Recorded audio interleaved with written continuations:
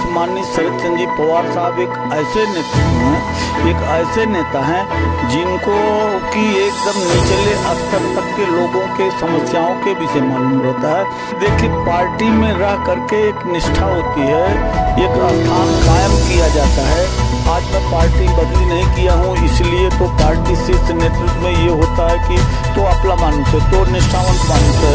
भिवंडी का मैं प्रभारी रहा हूँ, सेवा दल में था तो भी प्रभारी था, और जब 2002 में भी मैं प्रभारी था, उस समय भिवंडी शहर था।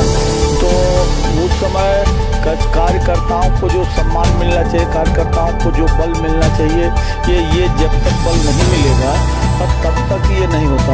मैं एक ऐसा उत्तर भारतीय हूँ जो कि दूसरी पार्टी में लह के भी लोग हमको पसंद करते हैं। नमस्कार, मैं हूं लवलेश सुतार। आप देख रहे हैं Satyavarta TV news. Satyavarta TV news के माध्यम से हम दिखा रहे हैं आपकी सोच विशेष। आपकी सोच विशेष में हमारा एक ही उद्देश्य है कि जिस तरह शहर का विकास, ग्रामीण का विकास रुका हुआ है या हो रहा है, क्यों नहीं हो रहा है, इस विषय में लेके हम वरिष्ठ नगर सेवकों से, समाज सेवकों से, पार्टी कई राजनीतिक नेताओं से बात करते हैं, वहीं पे नागरिकों से भी बात करके आप तक पहुंचाने की कोशिश कर रहे हैं। इसके पहले फर्स्ट एपिसोड में हम टिटौला पे आए हुए थे, पार्षद तिवारी जी जो एनसीपी के वरिष्ठ नेता हैं, इनकी सोच आपको दिखाए थे। आज वापस से पार्ट 2 में यानी दूसरे एपिसोड में हमारे बीच उपस्थित है पार्षद तिवारी जी।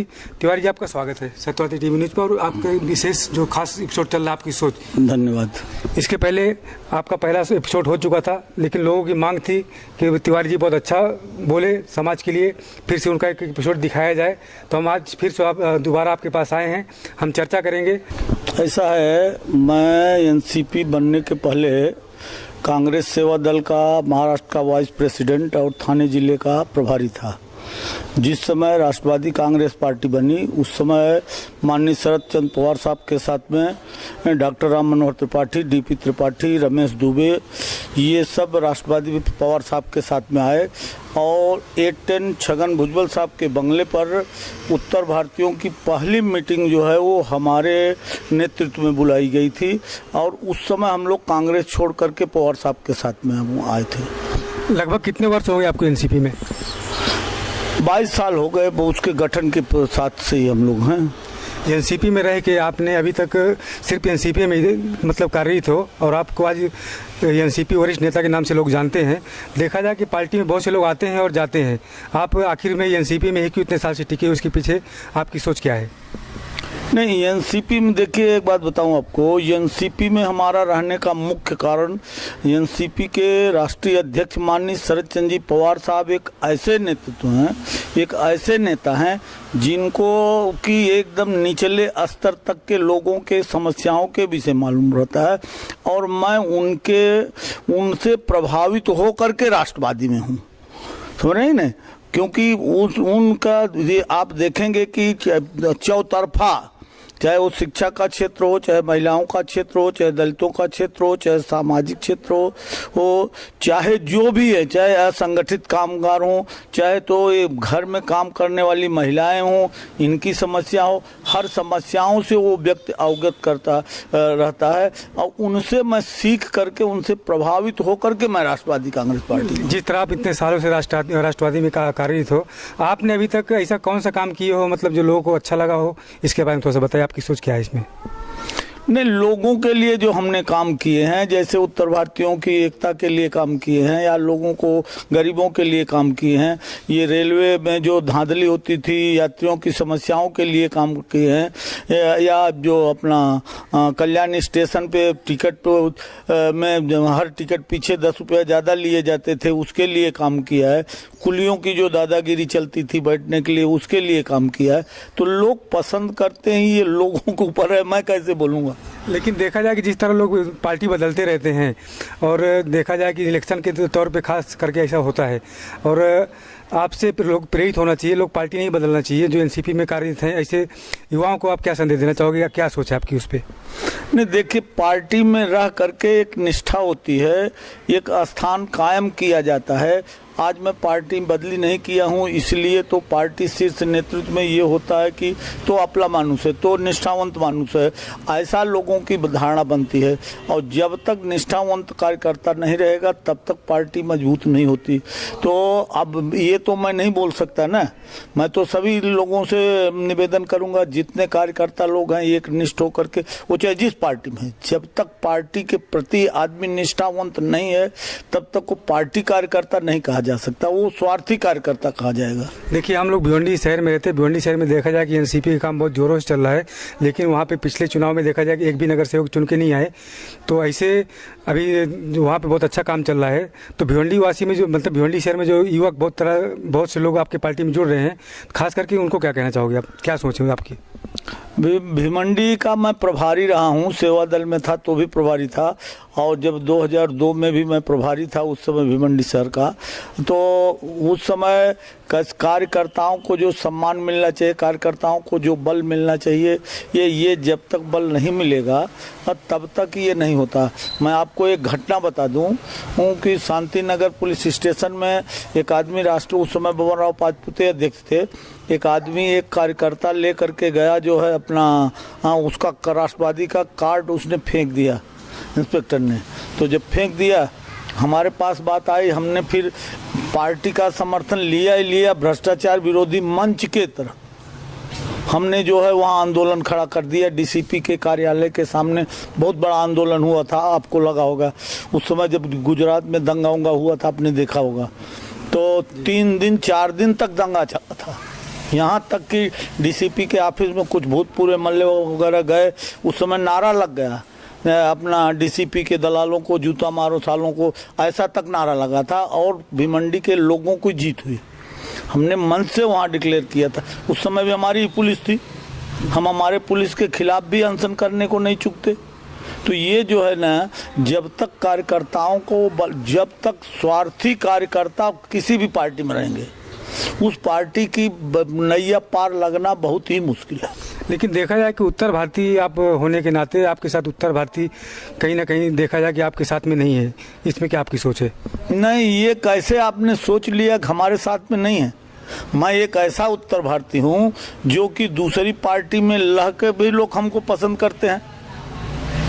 ये जरा आप उत्तर भारतीय लोगों में, सामाजिक संगठनों में, चाहे वो शिक्षा का क्षेत्र हो, चाहे ये संगठन का क्षेत्र हो, चाहे राजनीतिक पार्टियों का क्षेत्र हो, यहाँ तक कि कट्टर बीजेपी के लोग, उत्तर भारतीय लोग भी पार्श्वनाथ तिवारी को पसंद करते हैं। ये बोलते भी हैं कि आप क्यों वहाँ पड़े हो, क्यों ऐसे हो, हम आपको चाहते हैं। तो फिर आपके नेतृत्व में कोई उत्तर भारतीय कोई बड़े पोस्ट पे या नगर सेवक या ग्रामीण में सरपंच या कोई बड़ा पद पे क्यों नहीं जा पाता है? नहीं, ऐसा है कि पहुँचना चाहिए ना, वहाँ पे पहुँचना चाहिए। अभी थाना में सुरेंद्र उपाध्याय नगर सेवक थे। भिवंडी में उत्तर भारतीयों की परिभाषा क्या है? उत्तर भारतीयों की परिभाषा हम खाली केवल कुछ लोगों में कर लेते हैं, समझ रहे नहीं? अब मुस्लिम और इसमें बांट के बैठते हैं।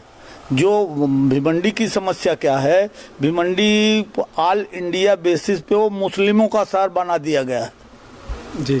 वहाँ कैसा होता है कि अधिकांश मुस्लिम उत्तर भारतीय ज़्यादा हैं, तो जो है उनको खुश रखो। उसमें जो हमारे हिंदू उत्तर भारतीय हैं वो अपेक्षित होते हैं, इसलिए वो बगल का रास्ता अपनाते हैं।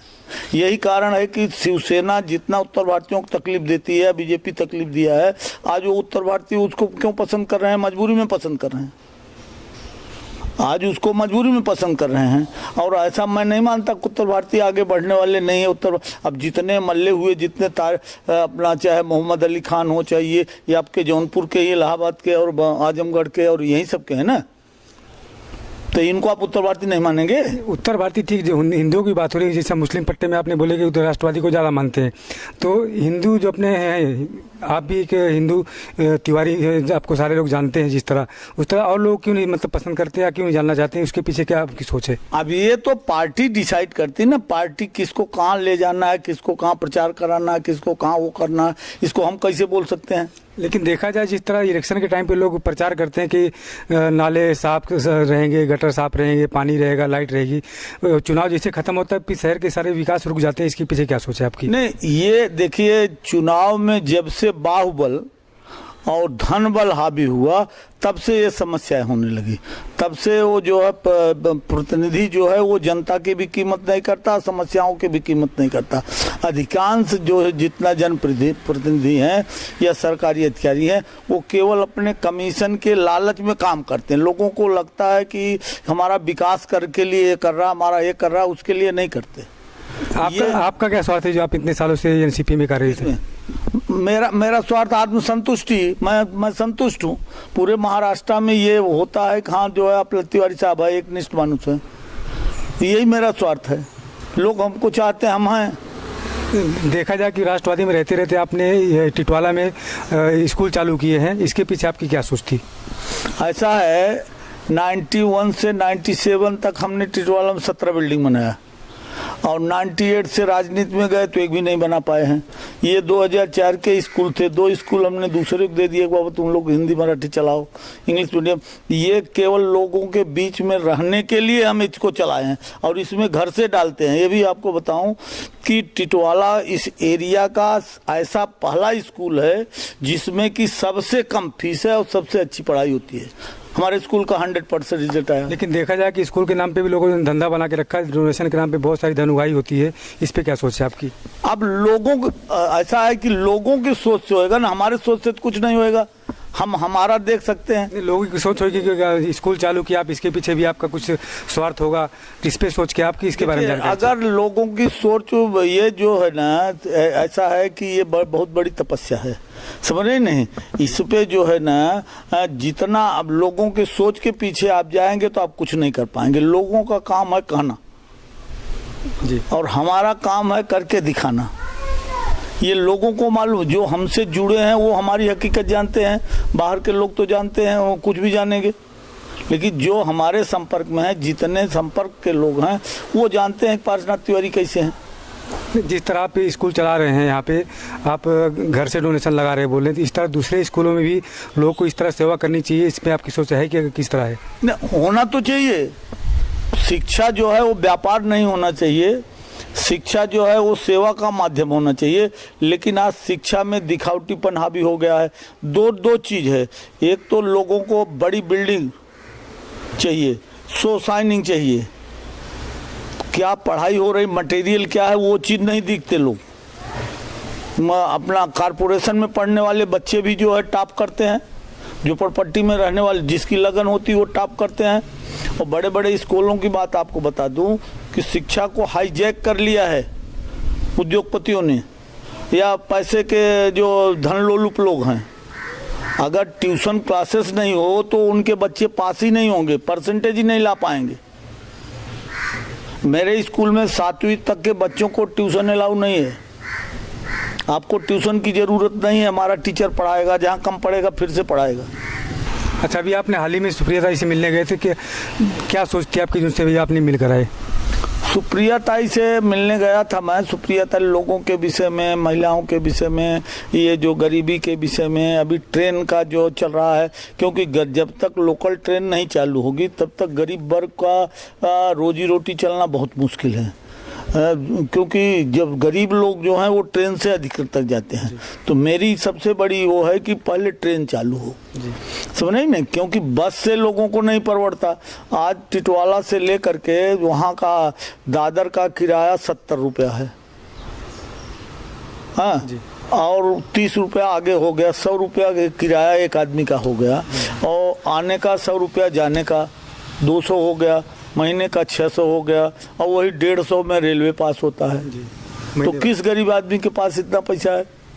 क्या बोले सुप्रिया ताई ने, आपको क्या आश्वासन दिए वहाँ पे जाने के बाद आपको?